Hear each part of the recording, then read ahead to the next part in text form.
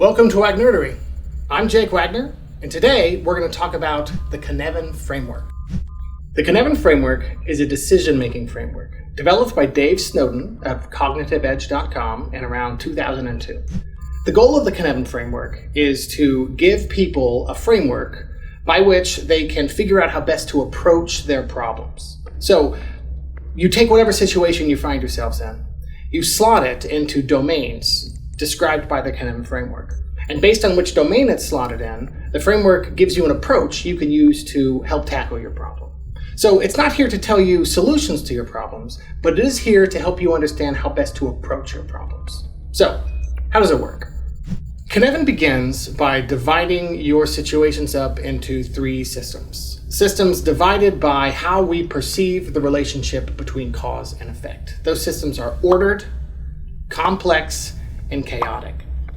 An ordered system is a system where the relationship between cause and effect exists, is repeatable, and is predictable. This is a case where you can tell what the effects of your actions are going to be before you execute them.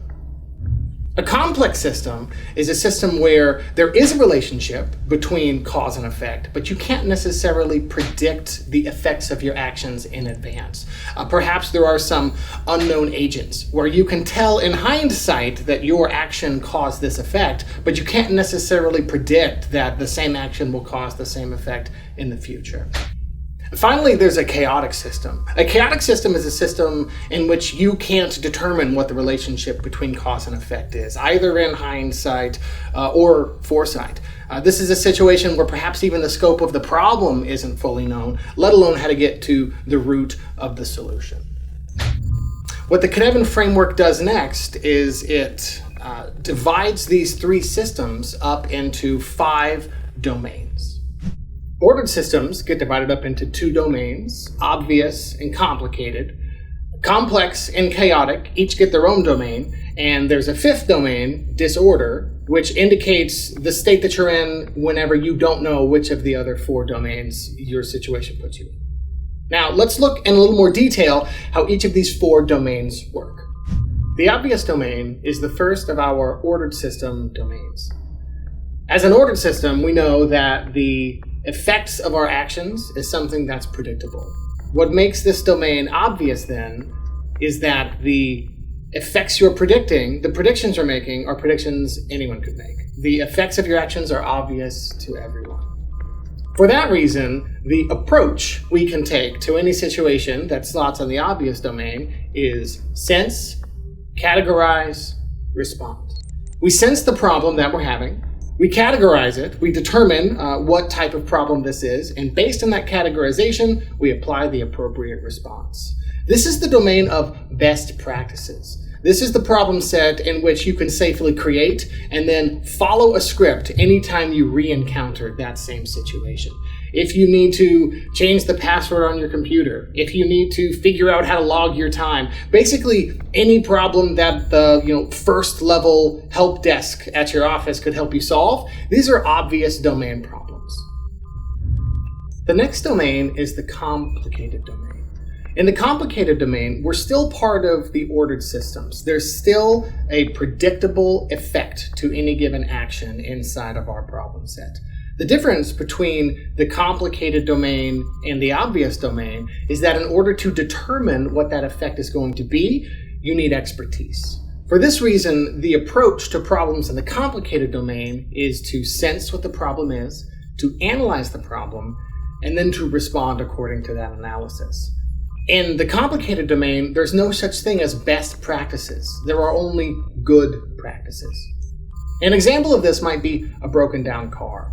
If you have a broken down car, imagine that your car broke down and you can't figure out what's wrong with it. But there is a discrete reason your car broke down. You might not be able to tell what that reason is, but expert mechanics could. You call in 3 mechanics. Mechanic A might tell you that the solution is to replace a given part of your engine with a new part. Mechanic B might have you repair the part with some duct tape and baling wire. Mechanic C might have you route the engine around the broken part so that it's no longer required for the function of the engine.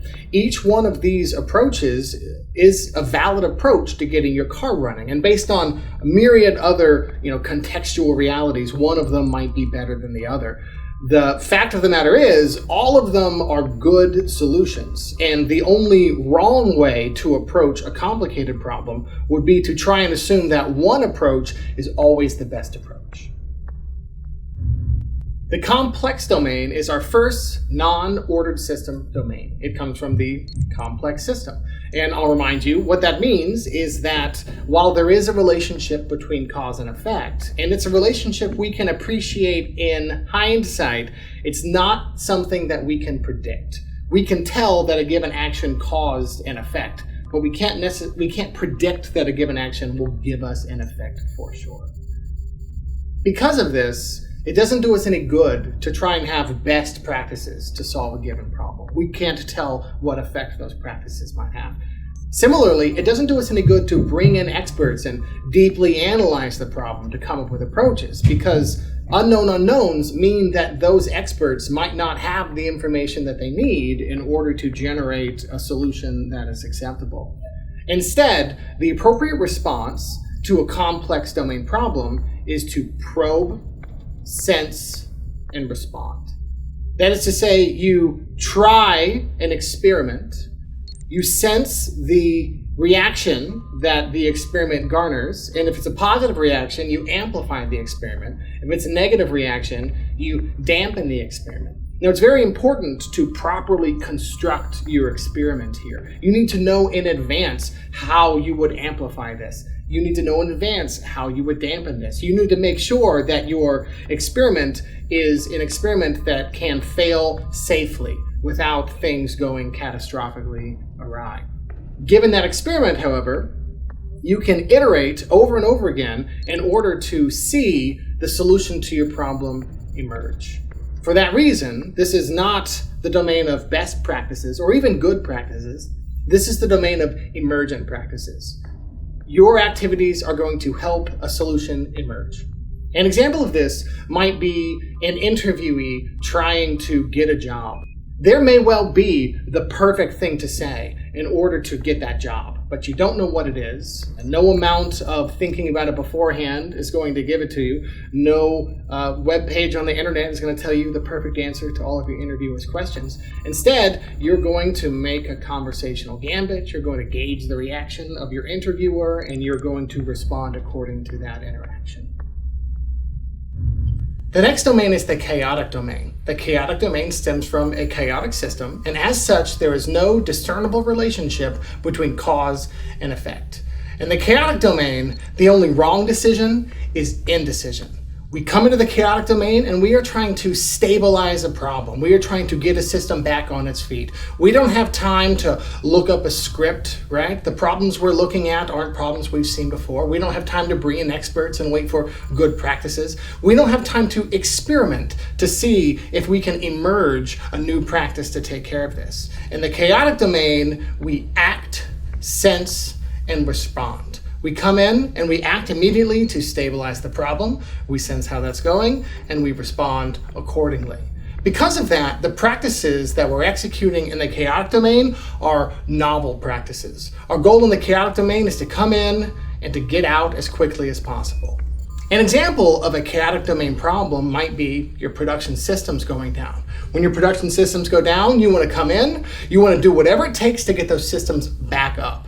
And when your systems are back up, you may well have a problem that lends itself to a complicated or a complex domain space. You might then ask yourself, how did this happen? How do I prevent this from happening again? But in the context of your problem that exists in the chaotic domain, we simply are acting to turn the system back on. Finally, we have the disorder domain. The disorder domain is a little bit of a special domain because it isn't a place where you find an approach to your problems. The disorder domain is the bucket that you land in when you haven't yet chosen which of the other domains your situation puts you in. The goal of the disorder domain is to categorize your problem into one of the 4 primary domains and get out of the disorder domain as quickly as possible. So there are your 5 domains. In order to execute the Cynefin framework, you look at your problem, you slot it into a domain, and you know how to approach your problem.